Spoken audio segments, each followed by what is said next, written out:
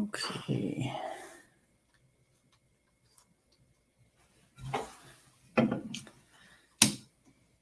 Let's close up banners so people know what's going on. All right.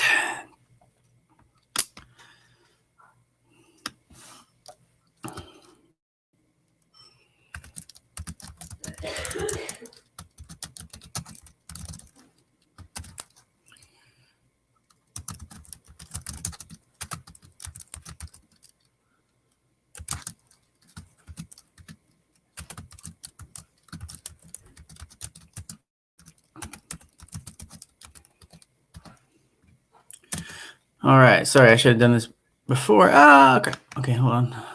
Type it up again.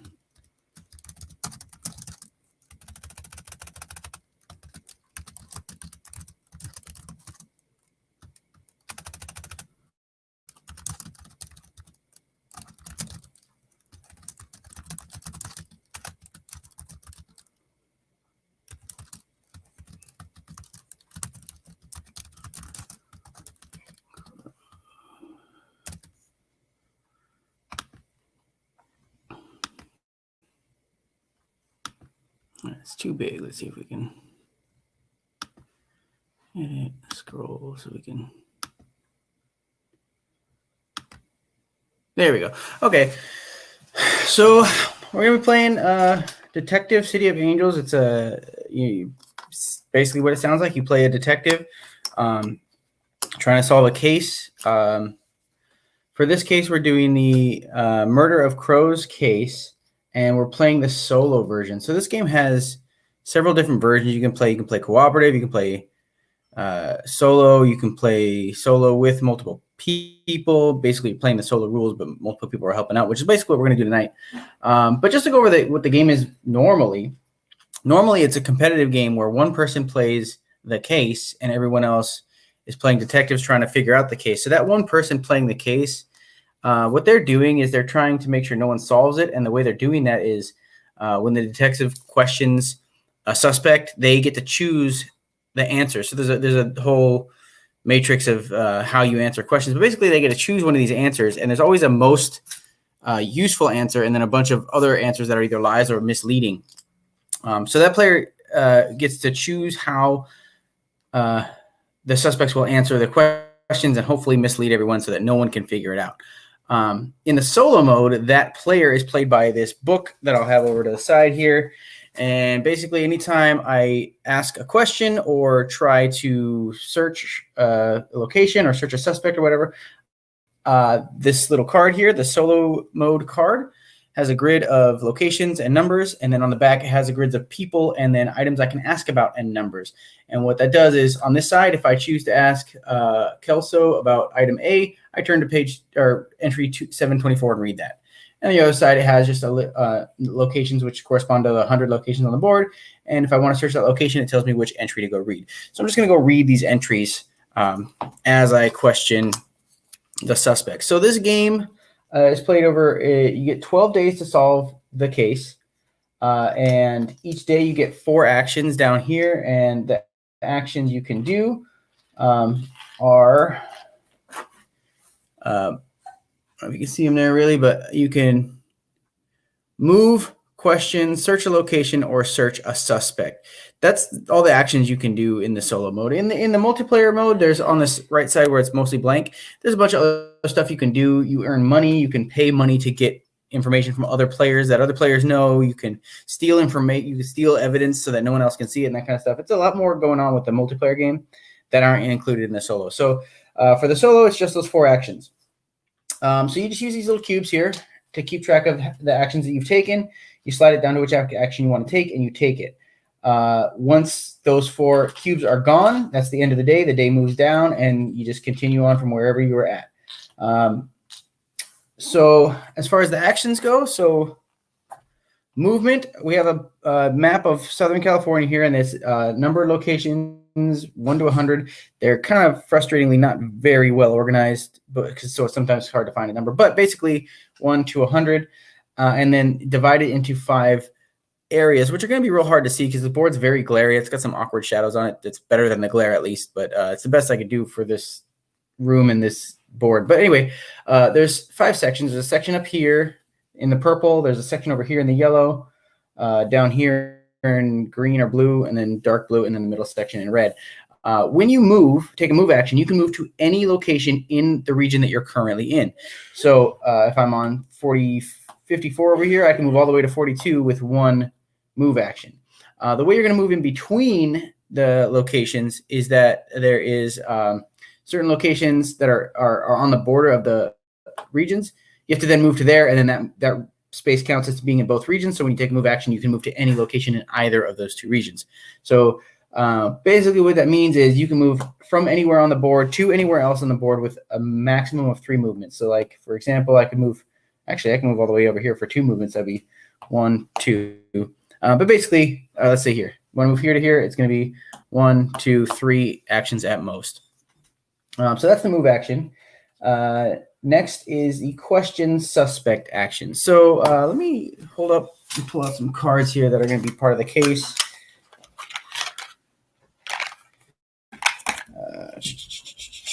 5, 4, 3, 2, 1. So it looks like we have a bunch of articles, mystery cards, which will get revealed as the case goes on. And then these are the standard evidence cards. So these cards at the top that will eventually be revealed as you find them. And I'm sure when I read the start of the case, this one will probably be the victim. We'll reveal it. Actually, it looks like there's a little icon on the bottom that tells you which ones get revealed. It looks like all the way through I is going to get revealed at the start of the game. But these are going to be either suspects or pieces of evidence or pieces of information. And the significance of them being here is that they are things that are potential questions that I can ask the suspect. Oh, we got a bunch of people showing up from, looks like, oh, hold on. Hey, Ruel Raid, thanks. This is a detective game. I'm going to explain the rules real quick. And then I'm going to be playing a case, and hopefully it's going to be easy enough that you can just kind of like pay attention to the story I'll be reading out. If you have any thoughts about, I can't think of words right now, but if you have any thoughts on the case or any suggestions or things you think might be going on, theories, that's the word I was looking for, please throw them in chat and help me out here. This case I'm playing is of the difficulties in the game, it is the hardest difficulty. Just so you know, before I start playing the game, this game has 17 cases if you have all the expansions. And once you play a case, it is essentially spoiled. But the way the game is base played, like the normal way to play it, is that somebody is the sleuth or the chisel. And the chisel plays basically the case, answering the questions for the suspects and trying to mislead the detective. So it's actually better to know the case if you're going to play that chisel role. So even if you know what's going to happen in this case, that doesn't spoil this case for you forever. You can still play the chisel, and it's still quite a bit of fun playing as the chisel. Second is that there's 17 other cases, so spoiling this one case, there's still plenty of game to go through. And third, this case is from the 3rd expansion. So if you do end up getting the game and you want to play and you don't want to be spoiled, none of the cases in the base game are spoiled, and none of the cases in the 1st expansion will be spoiled. But anyway, back to the rules. So backing up for a second, we have 12 days to figure out the case, solve the case. Usually the case involves a person, a motive, and a weapon. But sometimes the cases with the cards as they become revealed and these mystery cards show up, it might be like, you also have to identify an accomplice or some other piece of information. But basically, we're going to be looking for those 3 things unless the case goes another direction. Each day we have 4 actions. Actions we have here are move, questions, search a location, and search a suspect. Again, this is the solo mode. A lot of the game is cut out for the solo mode. It's still enjoyable, but there's a whole money mechanic where you can bribe people for information and steal information from other people and stuff that's not included in the solo game. So in the solo game, it's just those 4 actions. The move action, if you can see, it's probably very hard to tell, but there's different regions of the board. There's a region up here, a yellow region, a red region in the middle, blue, and then light blue down here. A move action will let you move from any location in the region you're in to any other location in that same region. So you can move from 54 to 42 with 1 move action. The way you're going to move between regions is there are several locations that are on the line between the 2. So that location would count as being in both regions. And then you can just move from that location to any location in either region. So I can move from here to 33 would cost me 1 move to get in between them, and then 1 more move to get to there. So that would be 2 moves. And then the way the board works out is that you can get anywhere on the board within 3 moves. So if you need to be somewhere, you can always get there within 3 moves. So that's the move action. Next is the question action. So this is going to be most of the game, what's going on. Most of the actions you're going to be taking are going to be question actions. So there's a little grid paper that they give you to help keep notes here. And what's going to happen is on the side here, you're going to write down the suspects that'll show up. You know, it might be Mrs. Peacock, you know, Colonel Mustard, whatever. And then along the top will be these, it corresponds with these cards here. So they might be the victim is usually A, and then B might be a suspect, and C might be a weapon, D might be another suspect. But basically, you pick a character you want to talk to. If they're at that location, you can question them about any of these pieces of evidence that have been revealed. So I might want to ask if I'm at suspect number whatever. I might want to ask him about the victim. So I would then obviously choose to ask about the victim or whatever else. The other thing about it is that they don't have to necessarily tell you the truth. So for each question that you ask, there is a most useful response and then several other responses that could be outright lies or misdirection or whatever. If you ask them a question and say, for example, I already know that I found suspect B's fingerprints on a knife, and I ask him about the knife, and he says, I've never seen that before.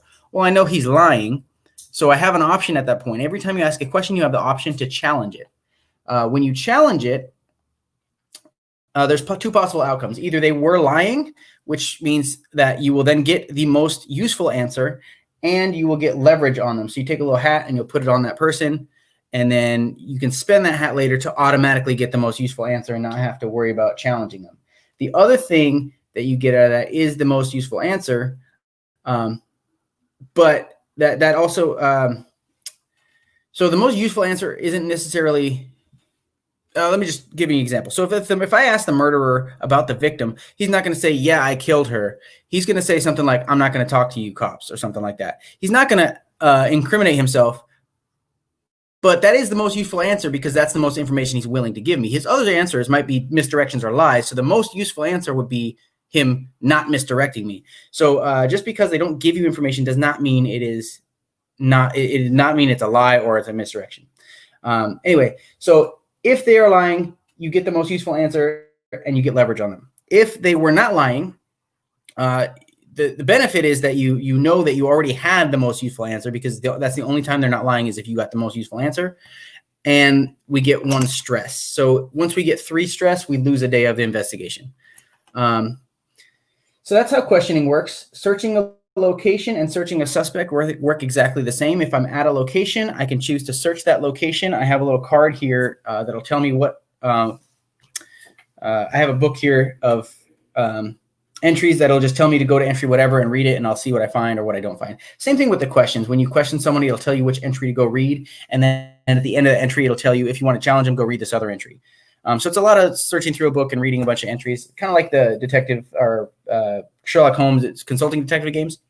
And then the last is search a suspect. So if you're at a location with a suspect, then you can search them and it works the same. You look up, you might find something there. So we have some headline cards and some mystery cards. Those we can't do anything with them until the game tells us to. So we just kind of go through the story of the game and see what happens. So the case we're doing today is the last case of the last expansion, and it is called A Murder of Crows.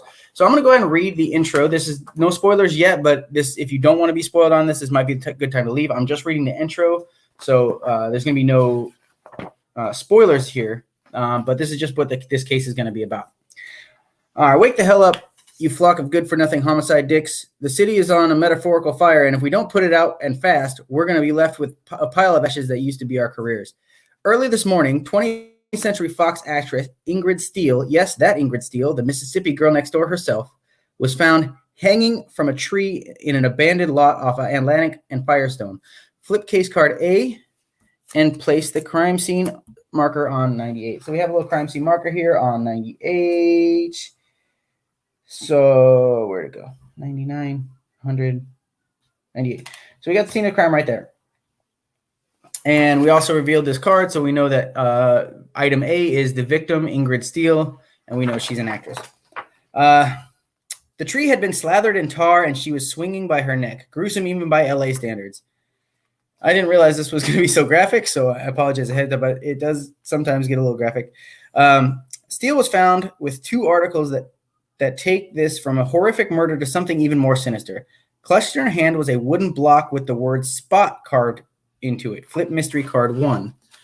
So we have spot on a block of wood. Flip mystery card 1 and attached to her chest. Hold on. Let me back up. Clutched in her hand was a wooden block with the word spot carved into it and attached to her chest. And by attached, I mean pinned to her bare flesh with 4 black feathers was a deranged manifesto from a group calling themselves Children of Corvus.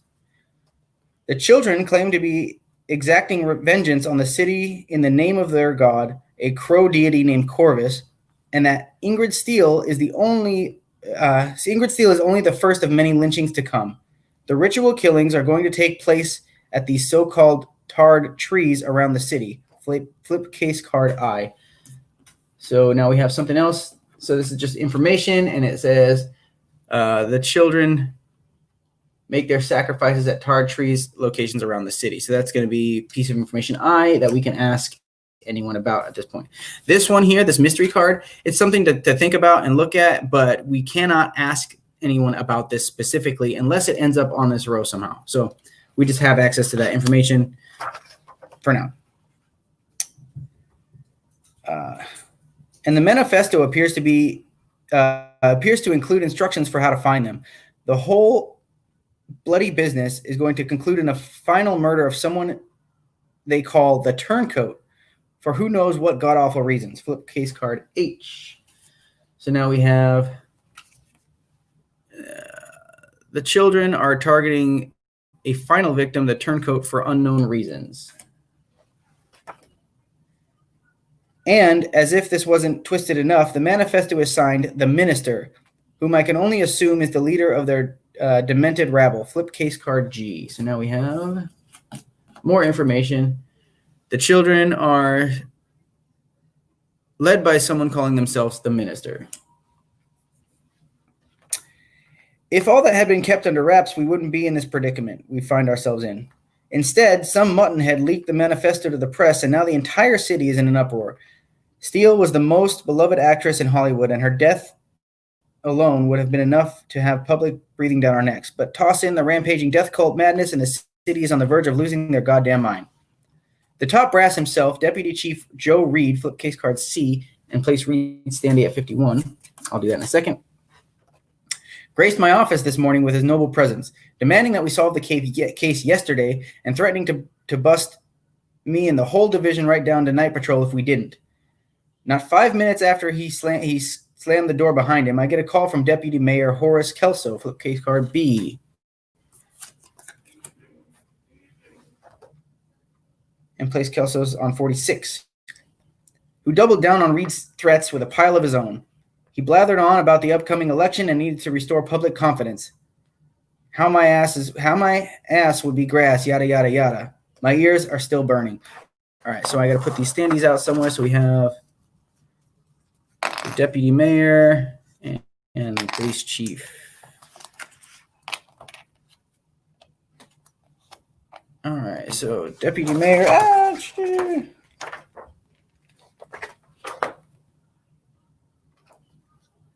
Joe Reed is going to 51. Bink. And 46. So City Hall there. All right. You know, it might be better to just lay them flat here.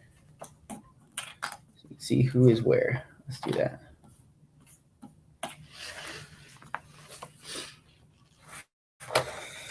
All right. And now we come to the kink. After the dual scourings from Reed and Kelso, I reached out to my best Hollywood snitch to see if he'd ever heard of this Corvus freaks. I wasn't expecting much, if anything, but he dropped a bombshell on my desk, a partial membership list for the children. He'd come across it months ago, but it had meant jack all until Steele's death and the manifesto had been splashed across the front page of the Times. Not only are Reed and Kelso listed, but they're joined by a who's who list of LA's most rich and powerful. Darius Zander, head of production of 20th Century Fox, flip card D. Zelda Valentine, Hollywood Scarlet Extraordinaire, flip case card E. And even Doc Romano, one of Mickey Cohen's top capos, flip case card F. Xander's on the Fox lot. Place Xander standing at 11. Xander is this guy. He's at 11. Valentine's at her posh bungalow at the Chateau Marmont at 26. And Romano is holding court down at the Stag and Bull. Romano's standing at 22. What a hell of a mess this case has become. I've included a copy of the manifesto in your notes. Study it carefully, figure out where these tarred trees are, and prevent any more killings. Identify the minister and bring him in. The most importantly, locate this turncoat as well as the location of where their death is scheduled to occur. I've got rotten bad feeling about this. Detectives, I cannot overstate the need for discretion in this case, especially as the deputy mayor and chief are now involved. One false step and a whole of Los Angeles will erupt, with us burning at the center. All right, we have some special rules. Place event markers in the following days for Sleuth head-to-head, days 9, 6, and 3. All right. When making a guess, the suspects chosen as the minister and the turncoat must be alive at the time of the guess. Sleuth mode, which is the solo mode. The first time you reach an event marker on the day track, turn to paragraph 483. If you reach an event marker for the second time, turn to 622. And if you reach the third and final marker, turn to 219. I'm going to write those down so I don't keep looking them up.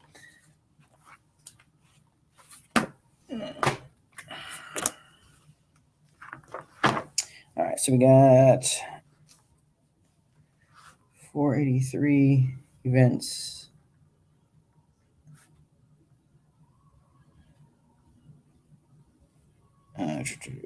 622,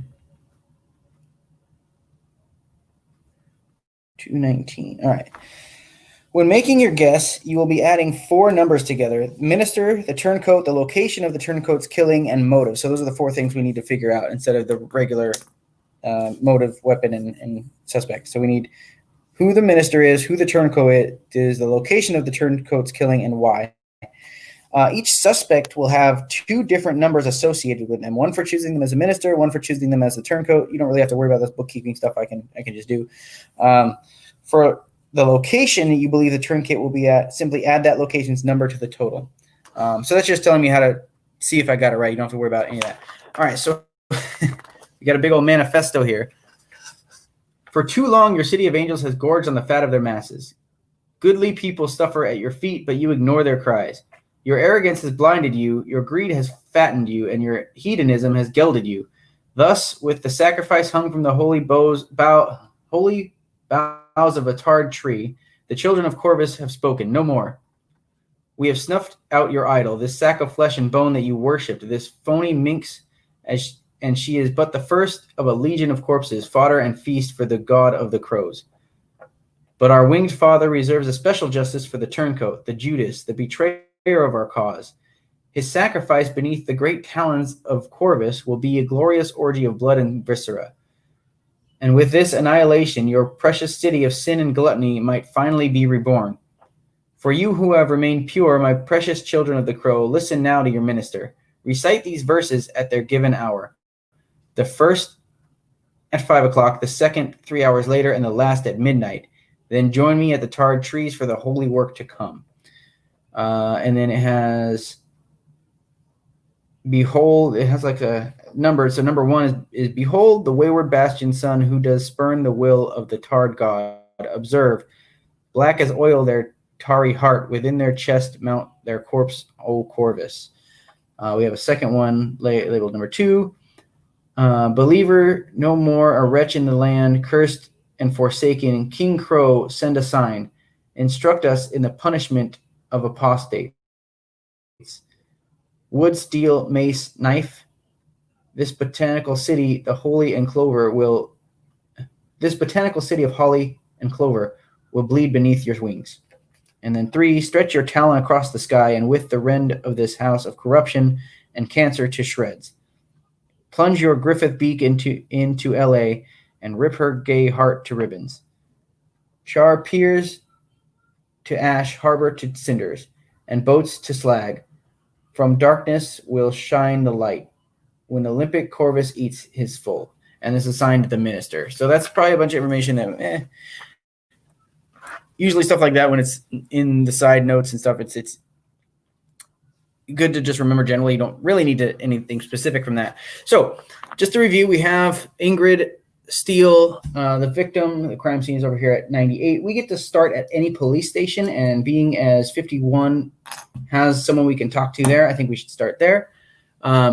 So Horace Kelso is the mayor. He is item number B.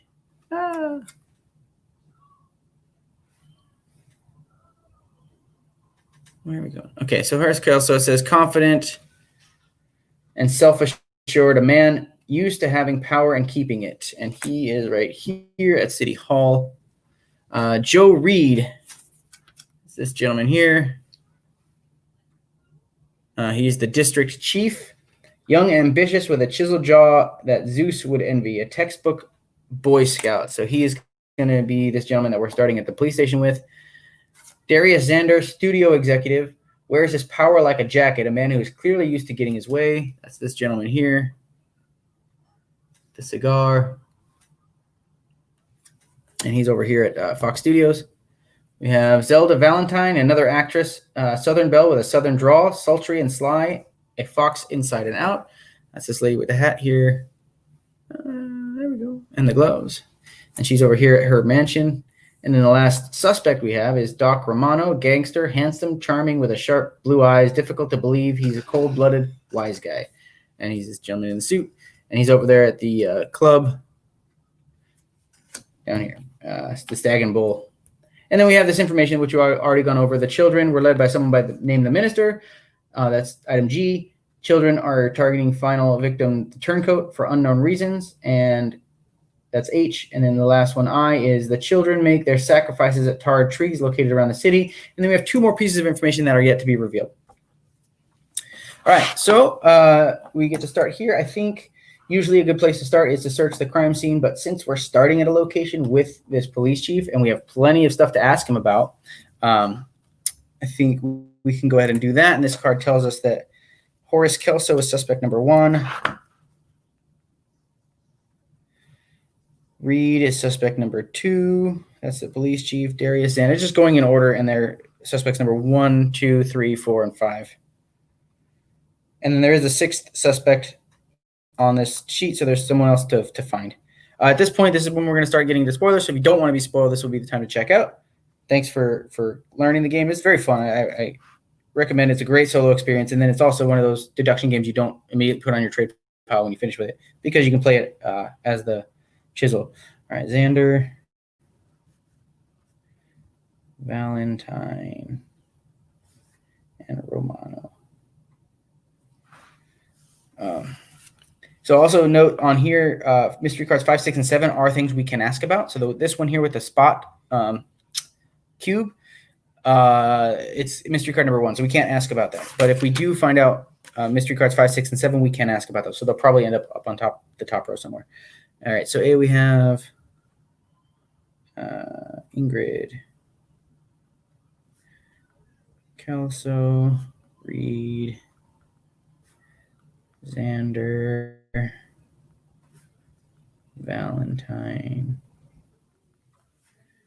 Romano, Minister,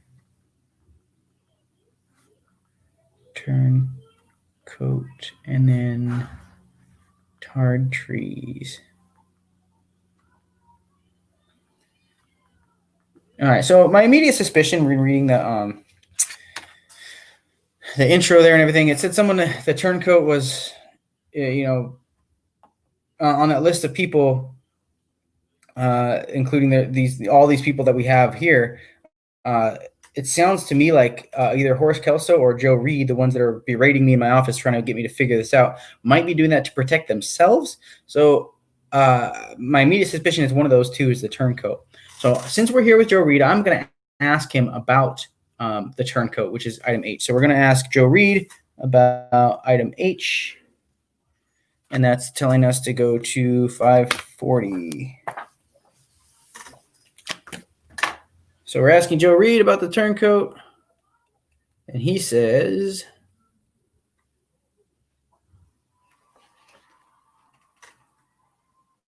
the city is depending on you to stop these killings. Get out there and do your job, detective, before anyone else dies, including this turncoat.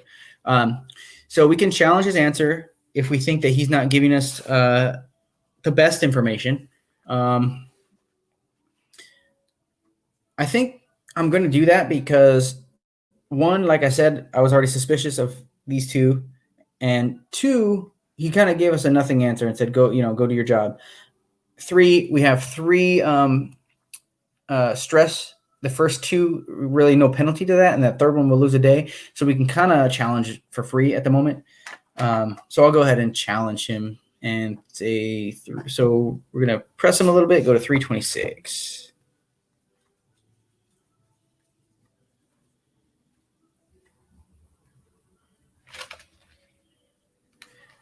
All right, so did I stutter, detective? Did you not hear me clearly the first time? You shake your head, already regretting pressing the deputy chief further. Whoever this turncoat may be, it's our job to stop their death from happening. Now get out of my office and go do what the city of Los Angeles is paying you to do. So we gain a stress. So that most useful answer that he gave us was go out and do your job. That doesn't mean he's not the turncoat. It just means he's not going to address that directly. So we can stay here. We can ask him another. Now we'll take a note here. What he said to us when we question him. We can ask him another question, or we can go check out the scene of the crime, or we can go check at any of these other suspects. So reviewing what we can ask him about Ingrid. We can ask him about the mayor, which might be a good idea because they're both on that list of people who are involved with this Corvus thing. We can ask him about any of these other suspects, but I think I want to maybe ask them, get more information before I start asking them about each other. I can ask them about the minister. I can ask them about the trees. Or I can search him. There's no penalty to searching him other than wasting an action. So let me see. We've done one question action, and now we're going to search suspect. Because a lot of times searching the suspect will give you stuff to ask about. So let's search Joe Reed, 76.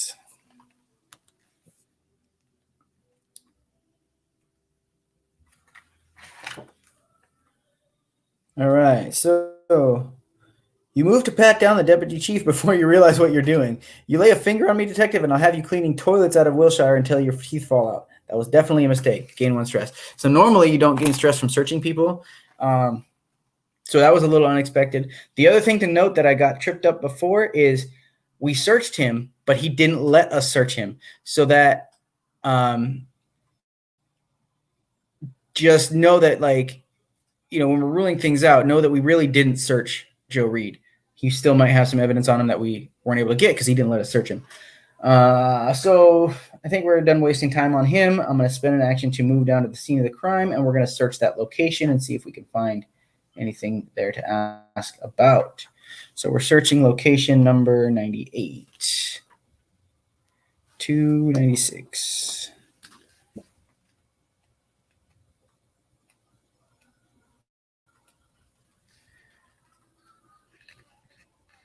You take a closer look at the tree, rubbing a portion of the tar off with a dirty rag. Underneath, you find something carved into the wood, 5th, 8th, 12th. You make a note of it and examine the rest of the crime scene, but the carving is all that you find. So let's just note, what did it say? 5th, 8th, 12th. 5th, 8th, 12th.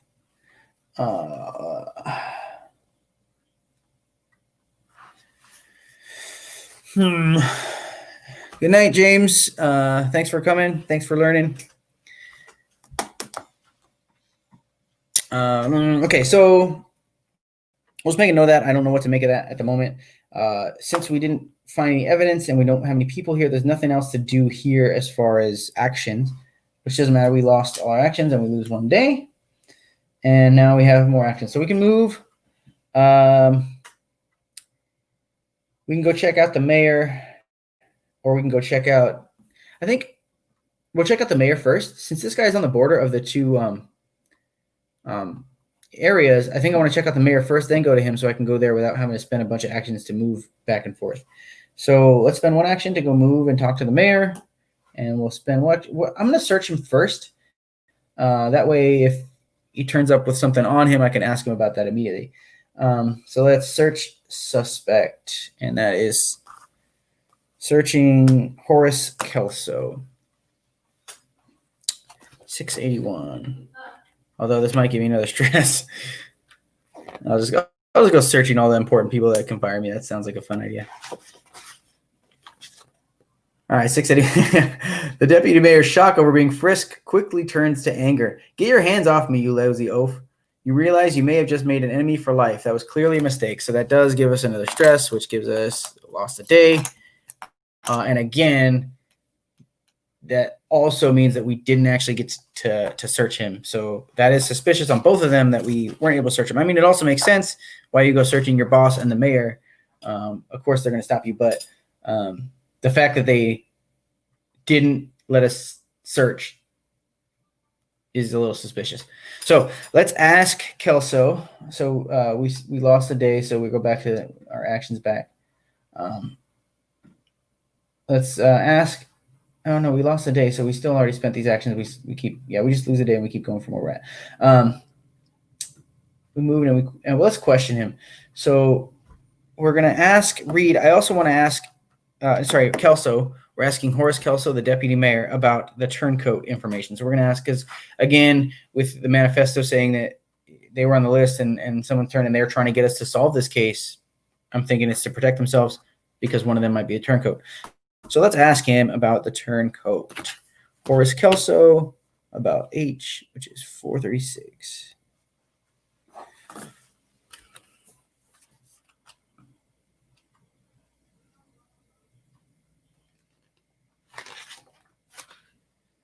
Kelso looks panicked. I'm not talking. If I say anything, I could be the next one hanging from a tree. Okay, so he's scared.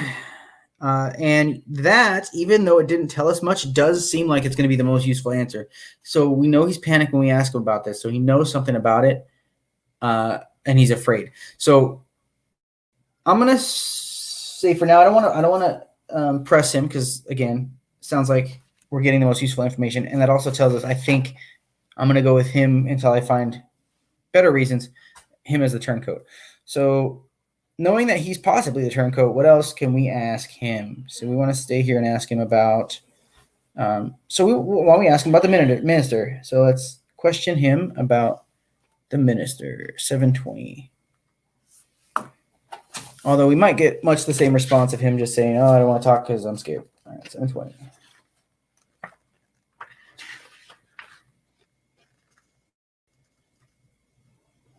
Is that right? Because that doesn't seem right. We're asking Horace Kelso, 720. Yoru Kasura, 53, is the only one crazy enough to be the minister. All right, so Yuru.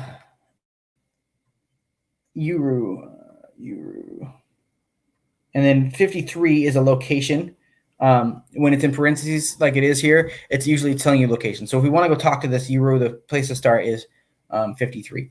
So I'm going to challenge him, not because I think he's lying, but because if he is lying and I waste time tracking this down, that could be I can go to 53 and it could be their office and they say, oh, he's at his home, and it could send us to his home. And then we finally find him 4 or 5 actions later, 2 days later. And turns out he was misleading me. I don't want to waste all those actions. I'd rather waste, one stress to make sure that I know he's not lying to me. So let's challenge him and turn to 560.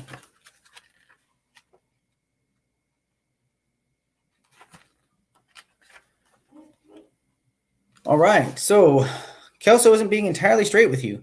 Okay, detective, have it your way. He pauses. Kasura, 53, is certainly nuts, but here's the straight truth. Everyone wore crow masks during the official ceremonies. No one was supposed to know who the minister was.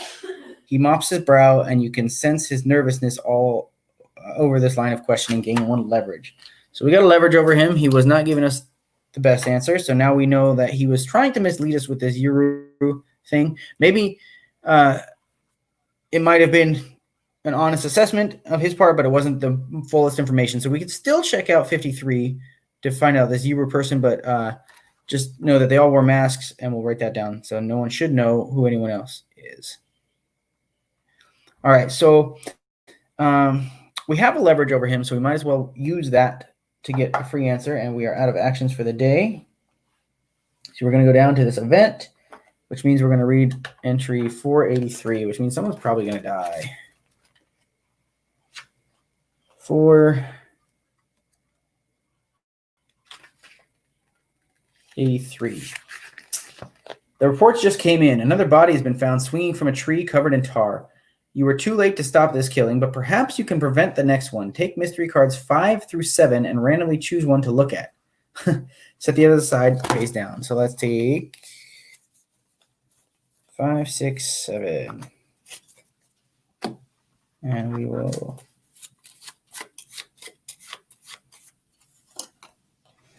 Oh, it's a victim. So now we have Darius Sander is dead. So the studio executive that we were going to go talk to is now dead. And I'm assuming, so take the victim card you've just revealed and replace its matching suspect card. Remove that suspect standee and original case card from the game. They are dead. You can now no longer question them. Next, take mystery cards 8 through 10 and randomly choose one to look at. Follow any instructions on the card. Set the remaining cards face down. So let's do 8 through 10. 8, 9, 10.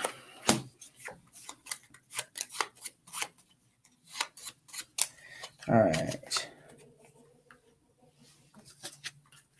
So the body was found at location 66.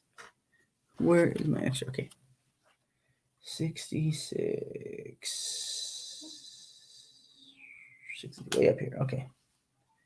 Body was found at location 66. If this location is already a crime scene marker, discard this card from the game and draw another, either mystery card 8 or 10. Otherwise, place a crime scene marker at 66. If you wish to search 66 in the future, do not turn to the paragraph listed on the sleuth card. Instead, turn to this paragraph 689. So let's write that down. Let's go. 66 is 689. All right. So now we have a dead guy. So let's say D is dead, and we can no longer ask him about anything. All right. So we can now ask the mayor here about this new victim.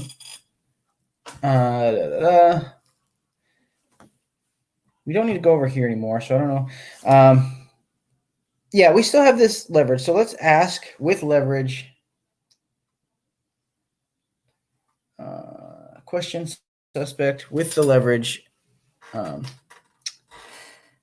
and I like to do this just to keep track of things. 53.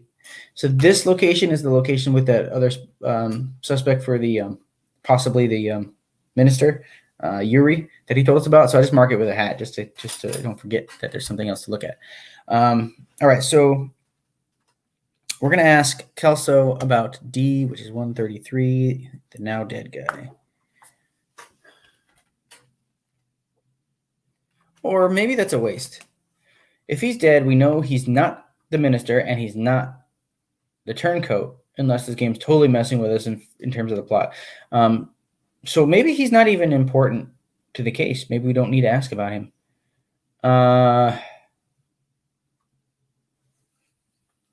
Yeah, let's not ask about him because I don't think he's going to give us anything important. We can ask Kelso about himself. Sometimes that does reveal some good information. Like he might tell us that he's the turncoat and beg us to protect him or something like that. Let's try that. Let's go 610. We're going to ask Horace Kelso about himself.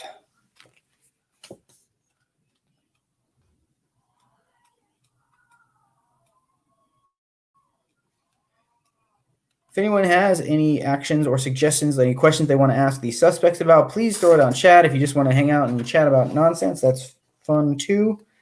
All right, so yes, I'm a member of the Children of Corvus, but it was just a joke for the bored rich people. Someone's taken it too far, and I don't want anything more to do with the rotten business. So we can challenge him, which since we did with leverage, we automatically challenge him, and we do not get the leverage or the stress, whichever is the case. So we did use leverage, so we're going to 234.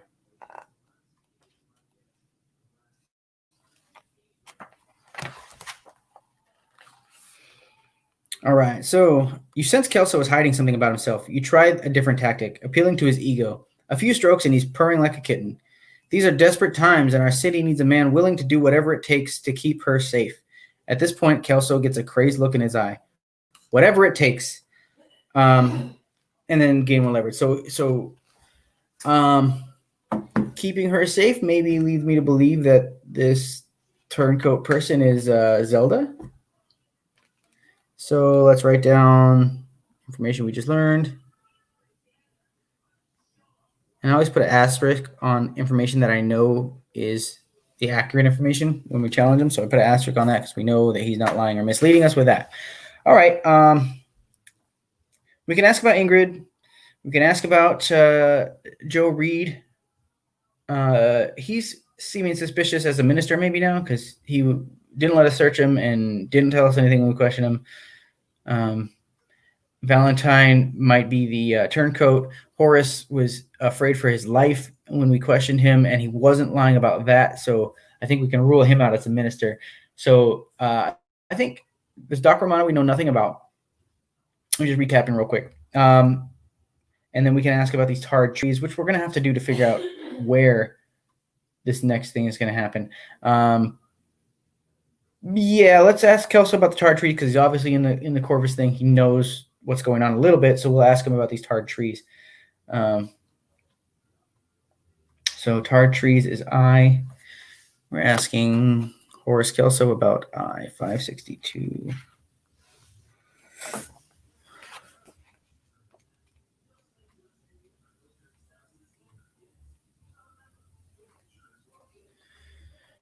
I think the final verse is pointing to the Olympic Stadium, 42. I remember overhearing that there was a tree with tar on it somewhere on the grounds, but that's all I know.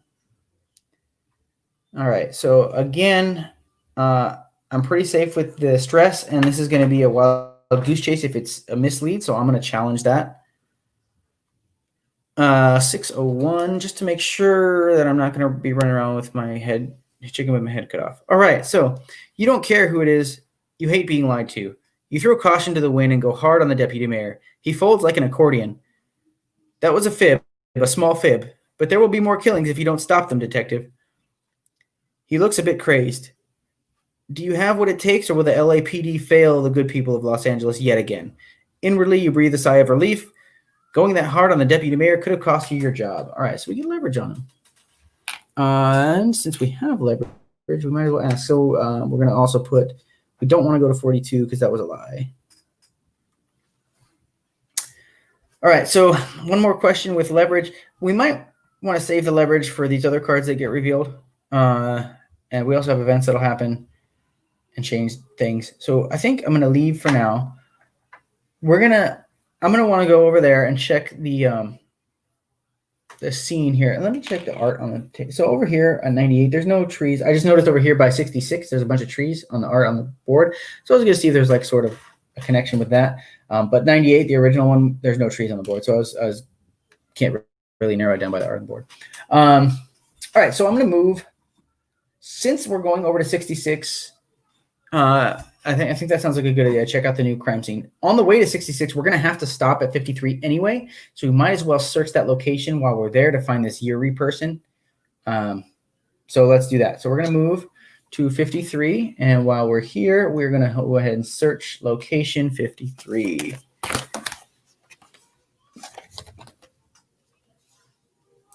$114.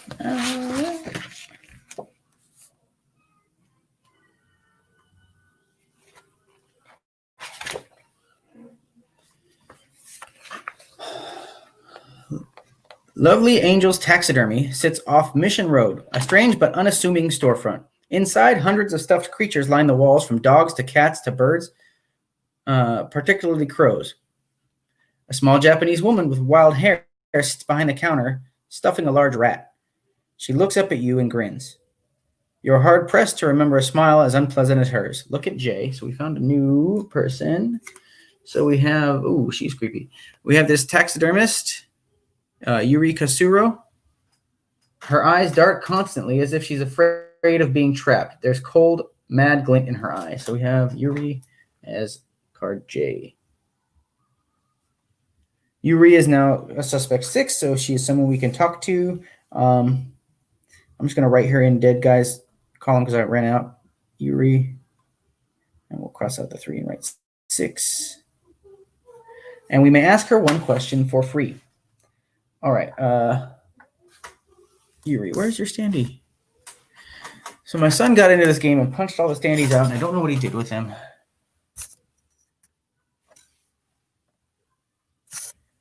All right, well, I'm missing some standees because Brian seems to have made off with them. Sorry, let me check on my keyboard. Nope. Okay, well, we'll have to make do. This is Yuri for now. All right, so we can ask her one question for free. So Yuri, we want to ask about what?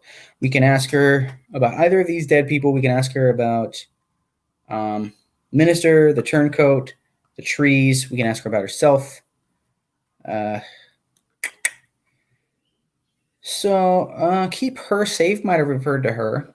Just thinking about that now because we didn't have her revealed at the time. So why don't we ask her about Kelso and see what she says? So we're going to ask her, which is suspect 6, about Kelso, who is B, so 617.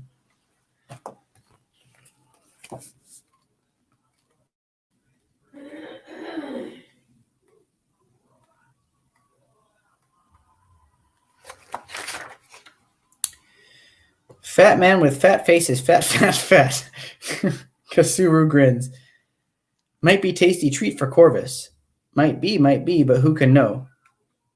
Not little Yoru.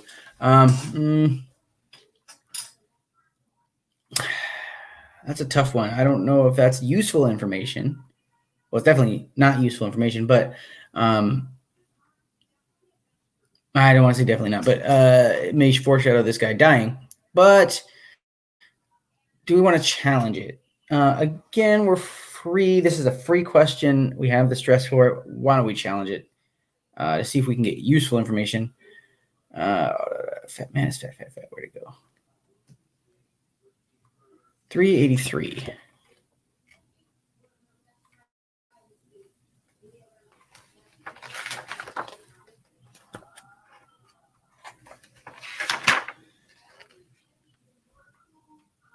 Tisk, tisk, tisk. Yuru crackles as she wags her finger at you.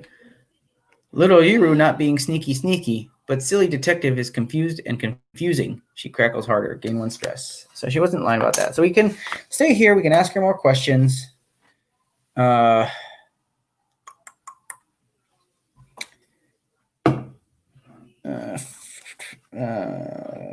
die. Let's write that down. All right. So I don't really know much about her to ask her anything, really. So I think we're just going to move on and search this crime scene, and we'll do that tomorrow because we're out of actions. All right, so we'll move to the crime scene here, and we'll search 66, search location, and location 66 is 684. What is it? Right? 689. So let's see what happens. 689.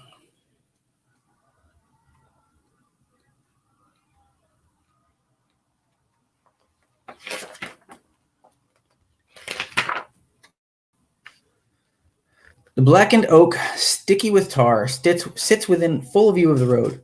From it slowly swings a body, their fingers stiff with rigor mortis, tightly wrapped around a familiar wooden block.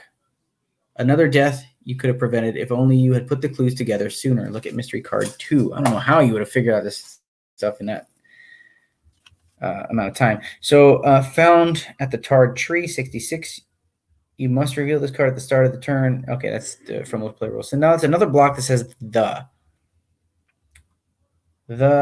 spot. All right, so I'm just gonna take a real quick look. There's on the back of this. There's all these landmarks. Some of them have names. I'm gonna see if any clubs are called the spot or have the spot in them. Black Diamond Casino, Montebello Golf Club, Chinatown Riviera Club, Slapsy Maxie's, Topsy Turvy Nightclub, police stations, Angelus Temple, Ascot Speedway, Beverly Hotel, Botanical Gardens, Bradbury Building, St. Vibiana, Chateau Marmont, City Hall, Fox Studios. I don't see anything right away. All right, yeah, I don't see anything. So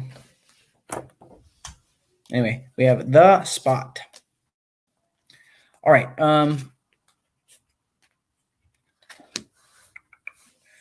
Where's my little cheat sheet go? So we have to move again. Mystery cards 5. I made this mistake last time. Now that he's dead, we're gonna search mystery card 5 instead of card D. So if 5, 6, and 7. We gotta make sure that when we ask someone about him, we don't look up D, we look up mystery card 6. So let's just cross out this whole freaking column so we don't make that mistake. Okay. So we haven't talked to him at all. We haven't talked to her at all. I can get over her 2 moves. I can get over him in 2 moves. Or I can go back to Yuri and ask her more questions. It's a tough call because I don't know anything about any of these people. Okay,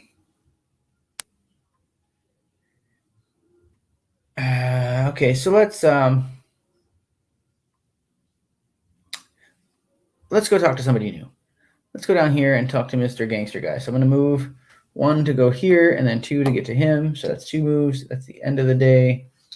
Move this on down. And then we're going to question him. Or search him. Let's search him first. Ooh. I also did not, when I was here at City Hall or the police department, I didn't search those locations. So that might, if I get stuck later, let's make a note. Search. Let's make 47 and 51. 51 possible locations to search. All right. We're here. We have 4 actions. Let's search suspect. So we are searching Doc Romano, the gangster. 630.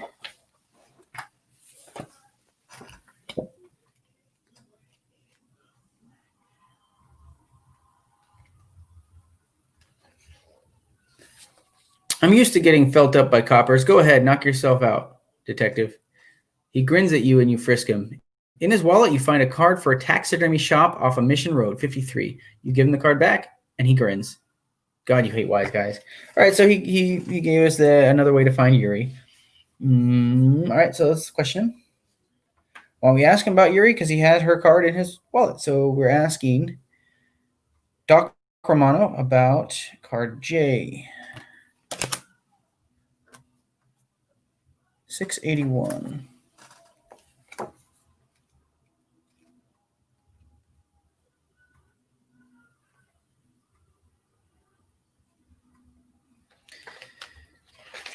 All right.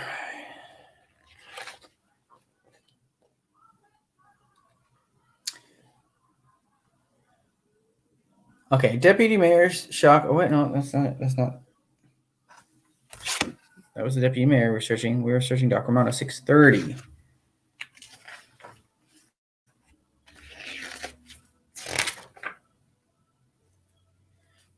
I'm used to getting felt up by coppers. Go ahead, I just did that. What am I doing?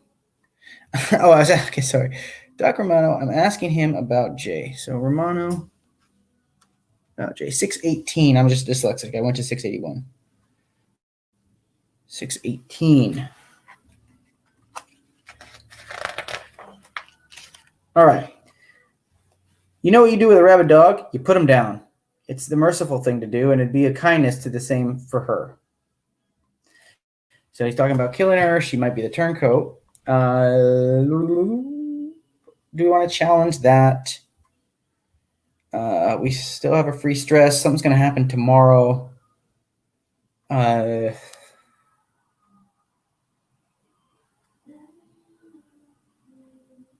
Yeah, he's the turncoat and she's the minister. I don't know. Let's challenge and see if we can get more. 667 is probably a bad idea, but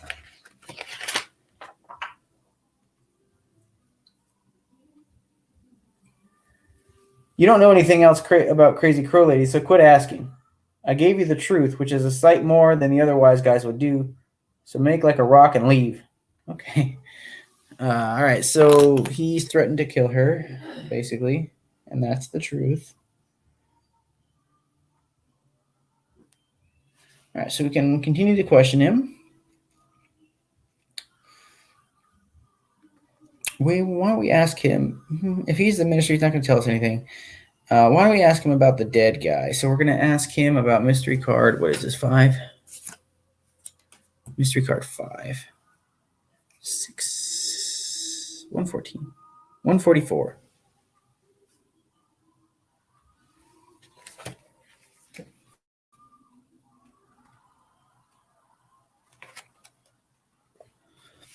I'm starting to get a bit peeved. My debtors are dropping like flies. Before paying off their debts, he shrugs. On the bright side, it should make it much easier now to get the others to pay up. Romano smiles. I don't want to challenge that. He's probably just debt. So let's put debt. So dead guy owed this guy money. So he wouldn't want him killed. So maybe he's not the minister. Probably not the turncoat either. Otherwise, how could he expect to get paid back? So I think Romano may be off the hook. Why don't we? That was another question. And then why don't we search the location? 22, just to make sure he's not hiding anything else in this club. 22. 374.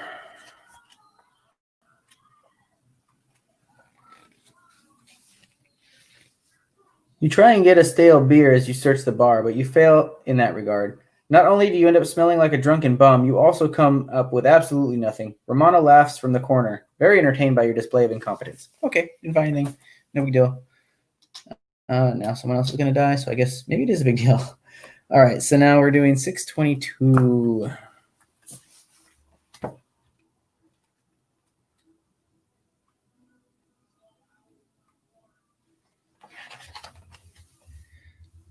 All right, you wake before dawn, rush down to the street, grab the newspaper from the kid hawking them on the corner. You expect to find the worst splattered across the front page, another body hanging from a tree, but to your disbelief, there's nothing. No killing, no further mention of the children of Corvus. It's your lucky day, but you'd better not squander it. Lady Luck probably made a mistake, so you better take advantage of this. You better take advantage of it before she realizes her error. No special instructions. Continue playing. Okay. All right, so we can continue asking him. He's some sort of loan shark to these crow people. He did threaten Yuri, so maybe, but he wouldn't have wanted them killed. So I think he's safe. So let's go talk to the lady we haven't spoke to yet. We'll move twice to move to here and then to here. We're now at her chateau. I want to search her first.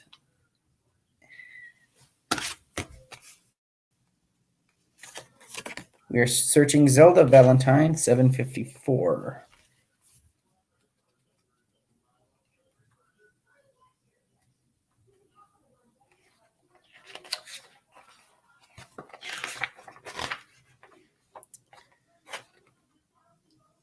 Valentine huffs and puffs, but otherwise doesn't say a word as you pat her down. In her purse, you find a card for a taxidermy shop, which seems to be out of place, but otherwise she's clean. She snatches the card back, but not before you catch the address, 53. So another way to find 53. We still need to find this other thing, person, whatever, at K. Why do they both have taxidermy card? Maybe that's a meeting place? Okay. All right, so then let's also search location before we ask her, because maybe we'll find something else. We're searching location 26.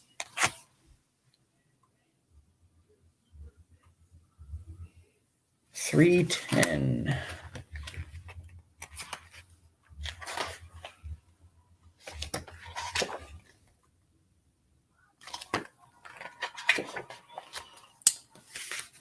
At the bottom of the bureau drawer in Valentine's bureau, you find 2 love notes.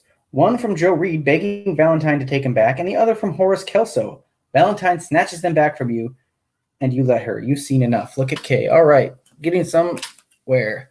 Joe Reed and Zelda Valentine were engaged until she dumped him for Horace Kelso. Okay. All right, so now maybe we need to go ask those gentlemen some questions tomorrow. All right, so while we're here, we now have a good amount of information to ask Mrs. Valentine here.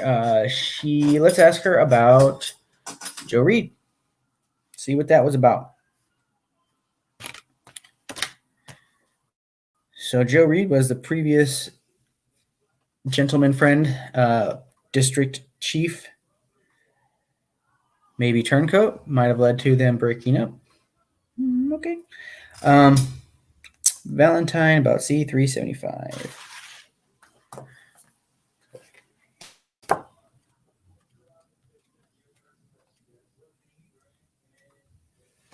$375. Honey, I had Joey wrapped around my little finger so far he couldn't tell up from down.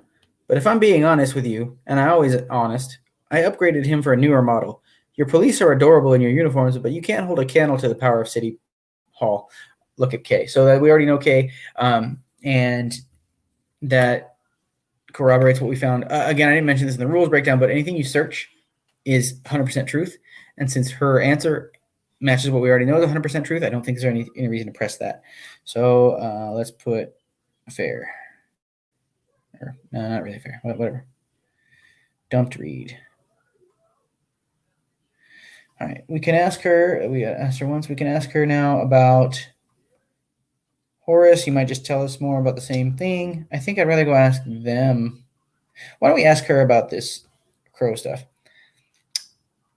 We can ask her about the minister, because maybe no. Yeah, let's ask her about. I want to ask her about the minister and the turncoat, because I think it might be those 2 gentlemen. So asking Valentine about the minister. G 547.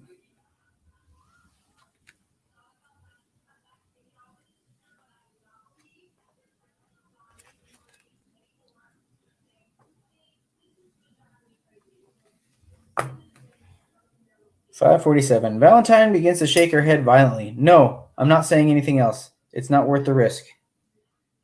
Okay. So I believe she knows more, but I don't believe she'll tell me if I press her. So I'm not going to press her, because again, if we press her, that's our last one. We'll lose a day, and then. So I'm not going to press her on that. Let's now ask her about the turncoat. Probably going to get the same answer, but I like to be sure. So 231.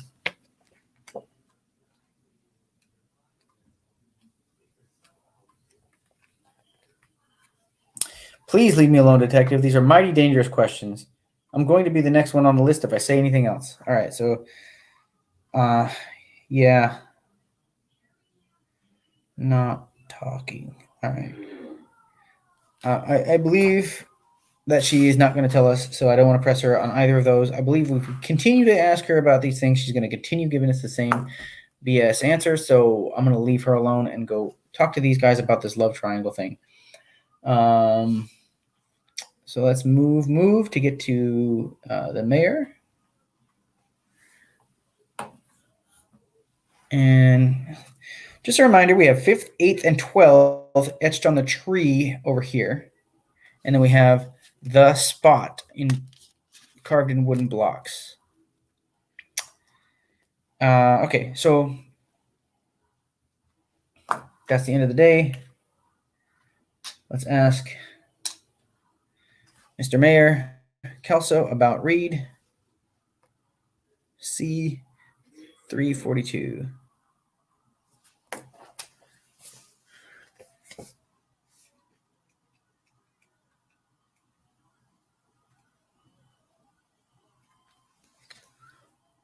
Reed used to be on the take, but he decided to find Jesus and refused to accept any more of Doc's money.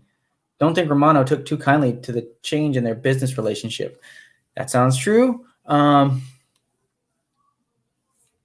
He's not even saying anything about this relationship, so maybe we want to press him and get more information. I think this might be a misdirect, especially since we went there to ask him about this relationship that we already know about, and he's not telling us. So let's go to 466 to challenge that. All right. You're impressed with the stalling tactic about Reed and Romano, but you're certain there's something nasty bubbling under the surface. You poke through and pin through a balloon, and like a pin through a balloon, Kelso pops. That dime store hack thinks he can do my job better than me? Well, come election time, Joe Reed's going to discover he's unlucky in politics as he is in love. Gain 1 leverage over Kelso. Oh, we already had a leverage over Kelso, so now we have 2. So let's use that and ask him 2 more questions. So let's leverage him about Zelda Valentine.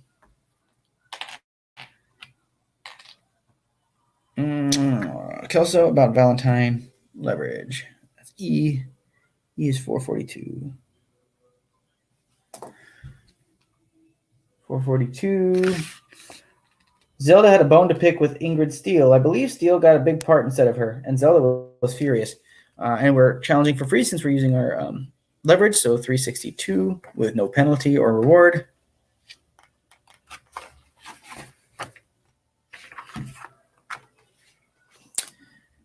You're 90% certain Kelso has something juicier to lay on you, and you're not mistaken. A little gentle pressure, and it takes. Zelda dumped that pathetic desk cop when she figured out who her real power lies in City Hall. Gain 1 leverage, which we don't, and look at K, which we already know. Okay. We have 1 more question to leverage him. So what do we want to know absolute truth about? We haven't asked about Ingrid. We haven't asked about Romano. We kind of keep getting information about Romano anyway. And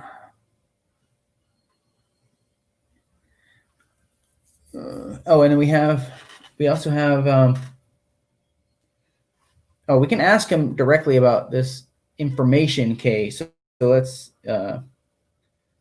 read. All right, great. Valentine. Okay. Let's ask him about that specifically. Well, he might just tell us the same thing he just told us. Whatever. It's either that or Yuri, I think. So let's ask him with the leverage about K. 199.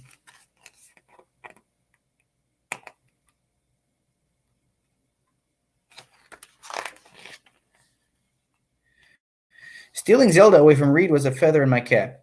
But as women will do, she became too needy and I broke it off. She didn't take it well. Okay. So we did not know that. When we talked to Valentine about, we didn't talk to Valentine about Kelso, so maybe we want to go back and ask about that. And the question is, do we want to challenge it? Oh, we did use leverage, so we challenge it automatically. So we're going to 91.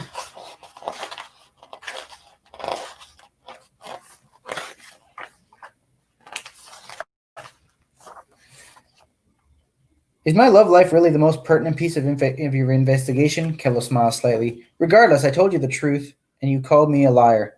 God only knows I've been called worse. But usually not in my own office. He's not smiling anymore. Watch yourself, detective. Okay, so we don't have to do the stress for that because that was used with leverage. And him reminding me that we're in his office reminds me that I do want to search his office. So let's search 46.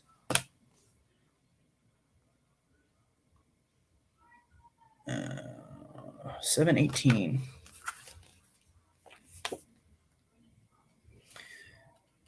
All right.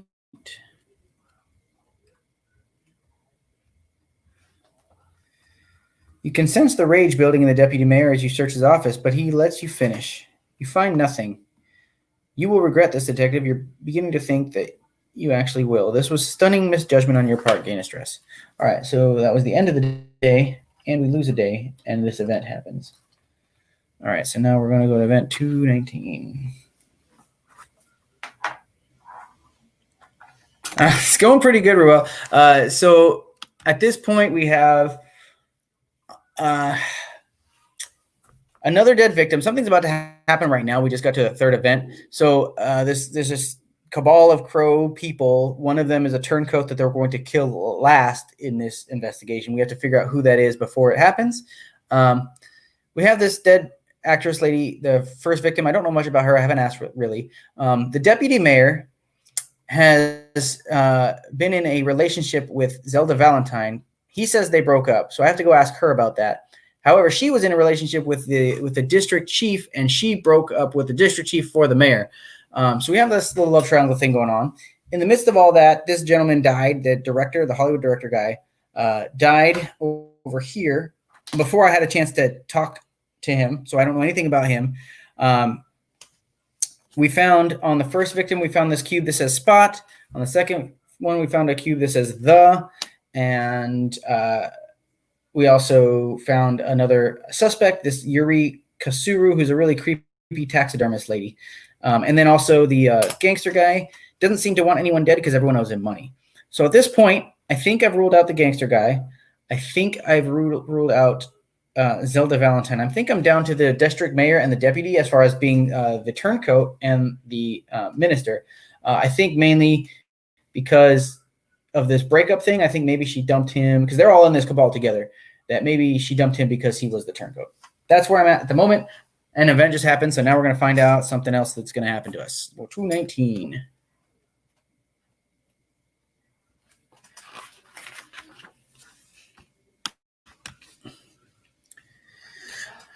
All right, so, damn it, a third body has shown up, strung up in another tree covered in tar. The children of Corvus are killing with absolute impunity, and the LAPD is a laughingstock of the city. You're mad now, really mad. Take mystery cards 5 through 7.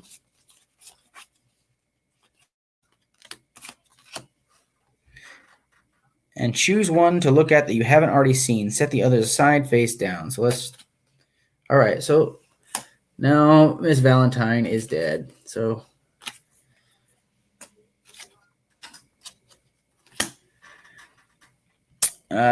take the victim card you just revealed, replace its matching suspect card, remove that suspect card's standee and original card from the case. She's dead.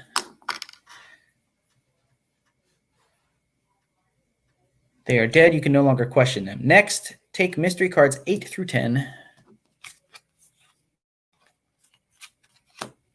and choose one to look at that you haven't already seen. Follow the instructions on the card. The remaining mystery cards to the side face down. The body was found at 28. 28. 28. All right. If this location is already a crime scene marker, discard this from the game and draw another. Either way, place... Okay. Otherwise, place a crime scene marker at 28. If you wish to search 28, go to number 330. All right, so let's write that down. 28 is 330. All right. So we have another crime scene to investigate. Do I want to question this guy, Kelso, about anything else?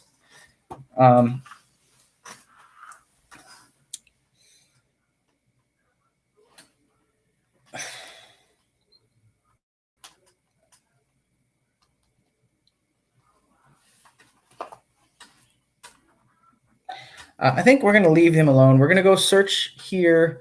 We wanted to go ask her about being dumped, but she's dead. So let's go to the crime scene and see what we can find. Move twice to go to here and then to the crime scene. And then we are going to search location. Search location. I said that was 330. So now we're going to go to entry 330 and look that up.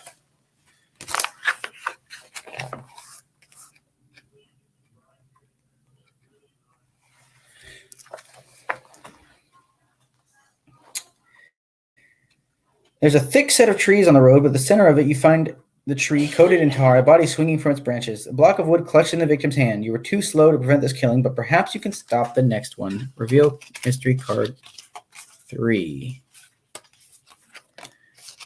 All right. The spot marks. X marks the spot. Okay, well. Do we have an X on the board anywhere?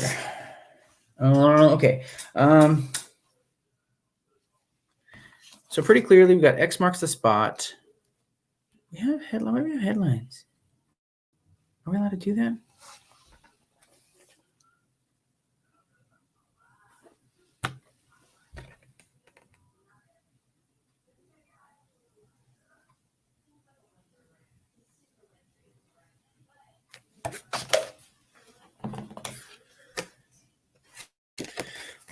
Sorry about the delay here. I'm a little. We have these articles, and in a previous case, you were able to look them up by going to the LA Times. But I didn't see anything about that in the rules this time. It was specific to that case. So I'm just curious if we're allowed to do that. I'm just going to check the special rules one more time.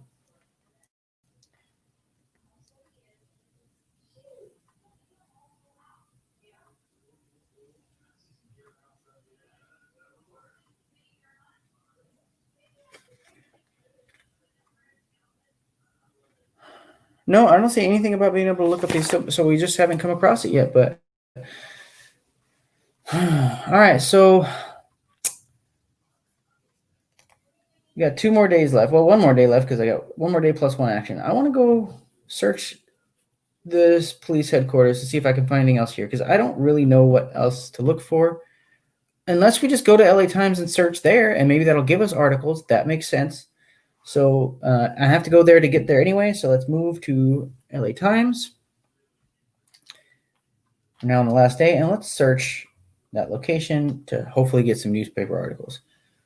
45. 179.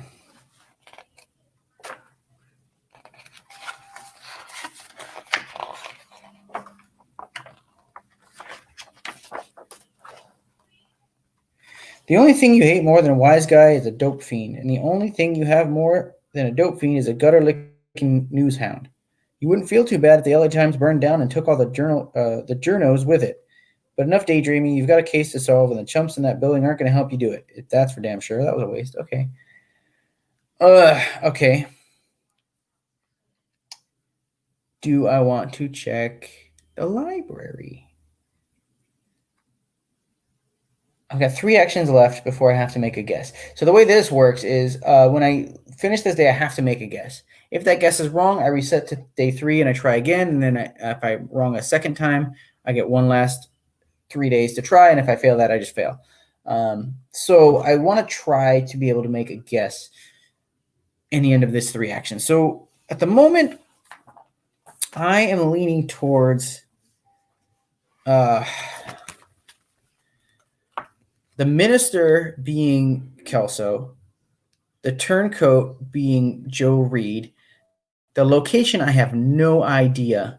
And then the motive would be like this love triangle thing. So that means I have to find the location. That's what I need for my guess. So the location, I should have asked more people about these tart trees, but I didn't. I got to lie about 42 being Olympic Stadium. I also have this X marks the spot. I'm assuming the last block is going to be X. So I'm going to search the map art to see if there's any obvious X's. And then I'm going to search the locations to see if there's any X named locations. Or I can assume that these crime scenes are going to form an X. So that would be somewhere along this line, anywhere in here abouts. So right in here.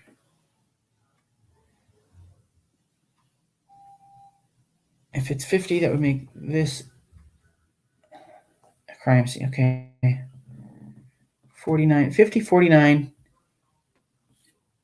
That 51 is out of the way. That's not going to be work. 50, 49, 38 possibly. I can make any of those my guess just based on that. So it looks like I have at least a guess. Oh yeah, I actually looked into it. I read the rules. I backed out because I couldn't see the cards, and it seems like a ton of the game is in the cards.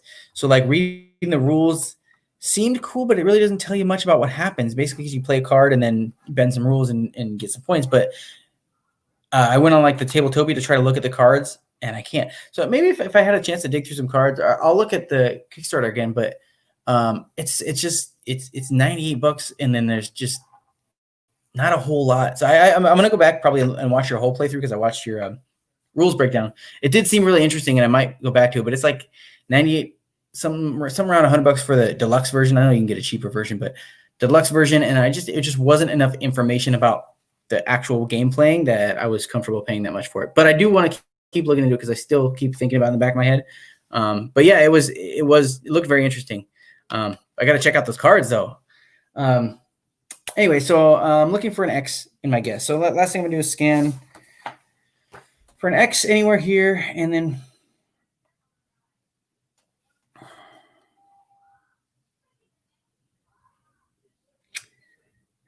Fox has an X in it, but that's kind of stretch. All right, so maybe I'll just go with that. There would be another crime scene over here that I don't know though. All right, 3 actions. I am gonna move and then search the library just to hopefully get these articles. 467. 467. Is anyone else backing any cool Kickstarters recently? The one I'm most excited about, and I always get excited for them when I back them and then forget about them. But there's it's like a worker placement game. It's called Shogun no Katana, where you're building samurai swords. And the really cool part about it is like the way you build the sword is you put the plan for it, and then every time you put, it's like on this grid, and each row is a type of ingredient like metal or wood or whatever. When you place the wood or whatever on it, you then have to move it to the next column or row, and that's the only, like if you're in the wood column, you only put wood on it, and then you have to slide it over to the metal column. So and the way it works out is you're working on several swords at the same time, and you're doing this sort of like slide puzzle, like those pictures. It seems really cool. I read through the rules. I was super excited about that one. I'm still thinking about doing Rule Benders because that game looked cool with the gamer version of Flux. Yeah, when I was reading the rules, Ruel, I did totally get a Flux vibe from that as well. Yeah, so there's a bunch of stuff still in progress. We only have 4 of the 6 decks, and stuff was still changing. Nice to have a company rep on hand to tell us what was changing. Yeah, that was cool having him there because he was answering questions and stuff. But like I said, I really want to dig through those cards and see what's going to happen when you do things in that game, or just watch your playthrough. I think I'll probably do that. Okay, so library 41. 467. The LA Library is an impressive collection of books, but a distinct lack of leads for your case. You check out a book on bird watching while you're there. You could probably use a hobby. All right. I only have one more action. That's not going to do me any good. So I'm just going to move over to here. Let's go 49. 49 looks like it's going to be right in the middle of these 3 that might form an X if there's another thing here. So in case, I just want to be there. All right. So I'm doing my final guess here. So I'm going to guess the minister to be Horace Kelso.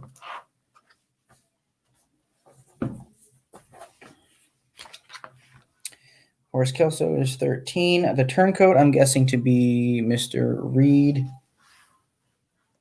John Reed, 277. I'm guessing the location to be 49.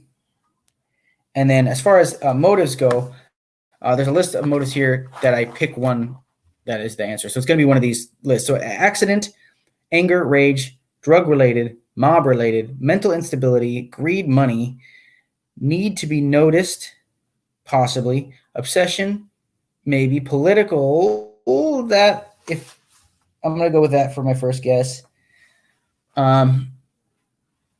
Political, because he was going to run for mayor, and they have this, okay. Religious, I mean, if you're counting this cult as a religion, then sure, that could be one. Revenge, No, it doesn't sound like it. Self-defense, sex, jealousy is a possibility. Suicide, no. Keep a secret, definitely. Strong second possibility. I'm going to go with political for my first guess. So what I'm going to do is take these numbers that I got from my guesses, add them up, and then look up that entry. So I have 19...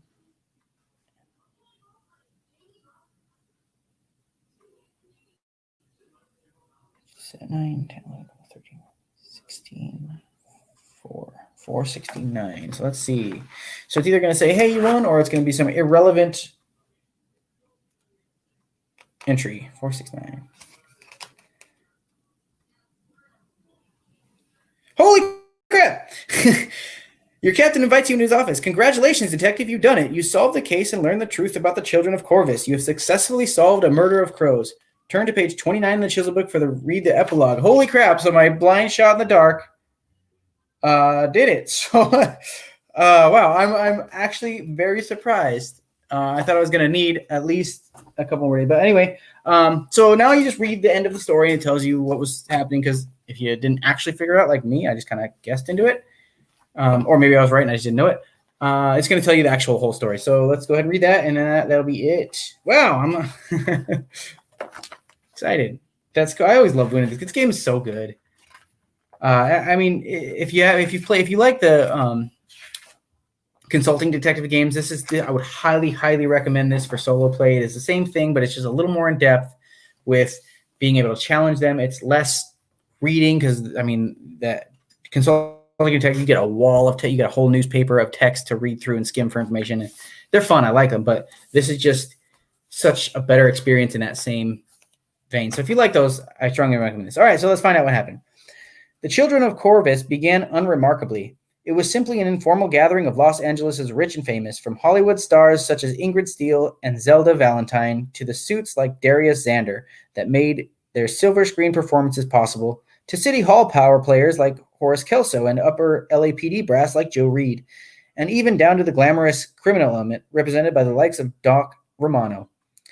They would gossip and do business and sleep with one another until under the umbrella of secretive and taboo club. Eventually, someone came up with the crow masks, which added to the fun, and then the rituals, which added to the mystery, and finally the thralls, which were just glorified servants but were treated like slaves. These were men and women used to getting their way, so it naturally made sense to have a mob of fawning acolytes who would do whatever they were told. But at its core, Children of Corvus remained your run-of-the-mill social club with some eccentric embellishments. No one took the crow shit, as Doc Romano called it, seriously. No one, that is, except for Yuru Kasuru. Recruited to be a thrall, her fragile mental state was fertile ground for such a cultish claptrap to take root in. Unable to separate fantasy from reality, she began to worship Corvus and mold her life around being its faithful servant. But the disrespect that the children showed the god of the crows confused her at first, then angered her. Kasaru found children's sexual escapades, which they brazenly flaunted, revolting. Let me reread that. Kasuru found the children's sexual escapade, which they brazenly flaunted, revolting. Zelda Valentine was sleeping with Joe Reed and then with Horace Kelso, attracted by their power and influence. Missing the irony, Valentine somehow also found the time to be furious at Ingrid Steele for trading sexual favors with Darius Zander in exchange for a part in the next film, a part Zelda believed that she deserved. Likewise, Kasaru was disgusted with their financial dealings, which were often shady but mostly illegal. Zander donated money to Kelso's political coffers, expecting tax breaks from the politician that never materialized. This had placed him in dire financial straits, which Doc Romano eagerly exploited. The gangster had loaned money to Steele when she was in need, and he did so to Zander. They were too naive, perhaps stupid, to see how many strings Romano had attached to the loans. Kasaru watched them all from the shadows, her anger growing with each new blasphemy against Corvus, and then a little thing happened that would set everything into motion. The mayor decided he wouldn't run for re-election. Into the power vacuum stepped Joe Reed.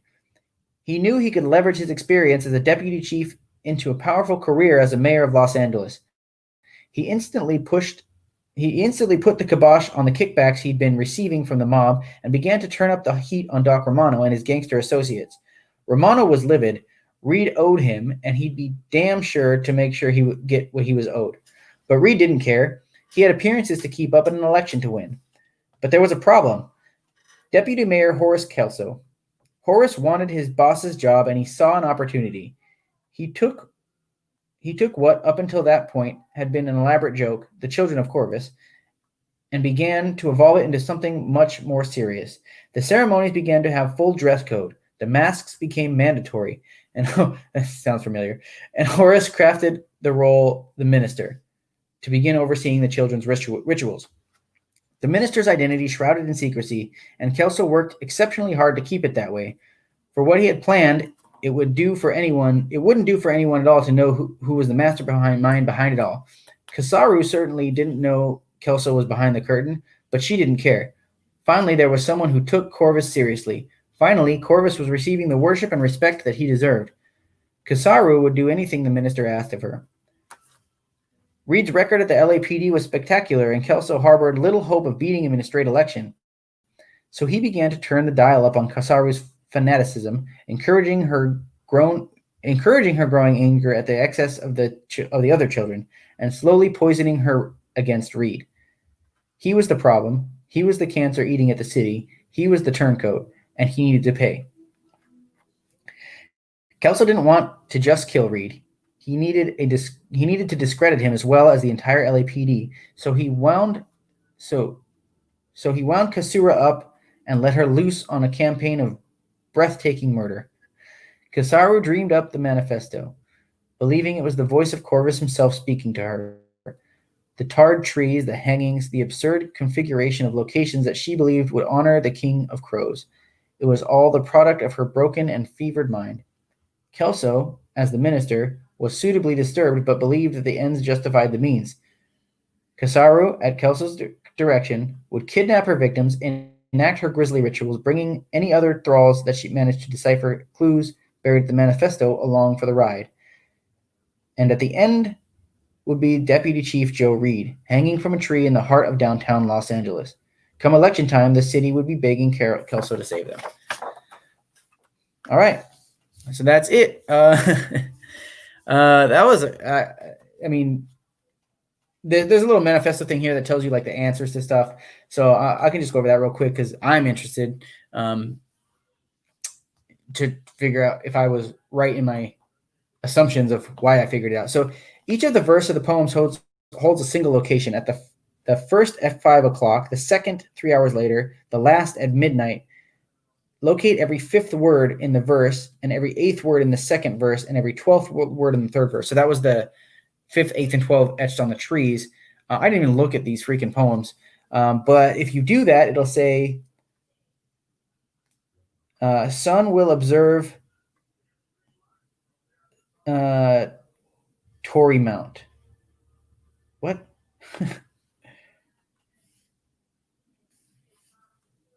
Sun will observe Tory Mount Wilson Observatory. Okay, so that's 67.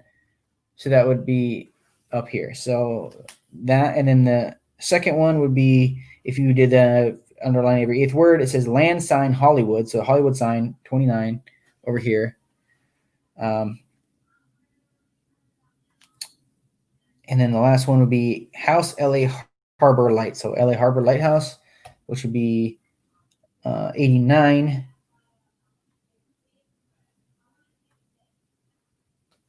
89, where's 89? 89 is down here. All right, so then that would make the X, which would put us to 49, so I was right about that. I just had to guess between the three locations that it could have possibly been.